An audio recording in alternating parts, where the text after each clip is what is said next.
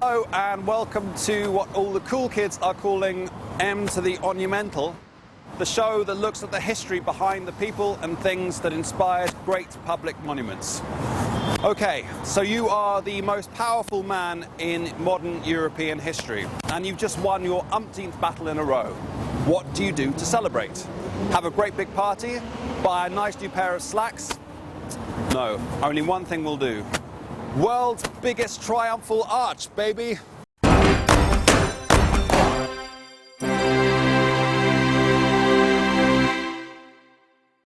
It's 1805 and Europe is at war.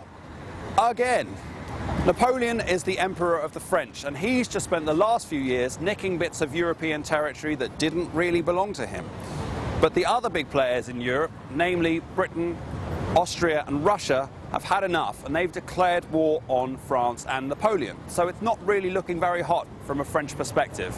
However, Napoleon, being Napoleon, has decided that attack is by far the best form of defense and has just marched into the middle of Europe with the plan to duff up Austria and Russia before they have a chance to rain on his imperial parade.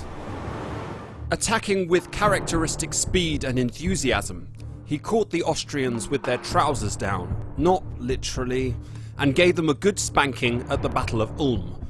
The next stop on the European Hegemony Express was the Russians. This lot were a bit trickier. There were a lot more of them, and they were fresh, whilst the French had been doing turbo marching just to get there in the first place, and had already fought a hard battle against the Austrians. But here, at the Battle of Austerlitz, against all the odds, Napoleon managed not only to beat the Russian army, but absolutely decimate them.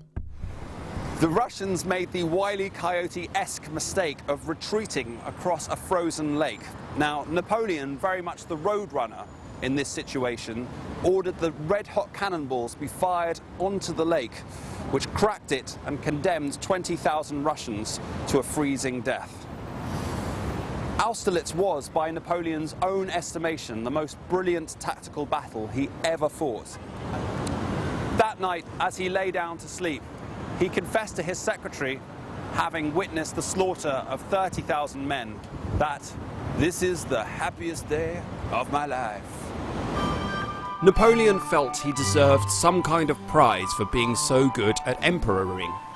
So he commissioned the Arc de Triomphe, or Triumphal Arch, great French there, aping the arches that successful Roman generals and their armies would march under to celebrate their victories. But this wasn't going to be any old triumphal arch. It was to be the biggest and best triumphal arch in the world. And it was very big. So big, in fact, that it took 2 years just to lay the foundations for the thing. And it's so big that in 1919, a daredevil pilot managed to fly a whole biplane through the middle of it. But in one rather crucial way, it was too big for Napoleon. The first time he got to pass underneath the completed arch was not as a victorious general at all, but in a coffin. The arch took almost 30 years to complete, by which time Napoleon had not only been deposed, but had well and truly snuffed it. It was only when his body was eventually repatriated from exile many years after he died that a grand funeral procession passed under the Arc de Triomphe. Since then, quite a few victorious armies have marched underneath the arch. Unfortunately, quite a lot of them haven't actually been French at all. Not what Napoleon had in mind. The Prussians, sort of Germans, did it in 1871 when they captured Paris. Then the Nazis, actual Germans, did it when they captured Paris in 1940. The French eventually got to have a go, but only alongside the Americans and Brits at the end of both world wars.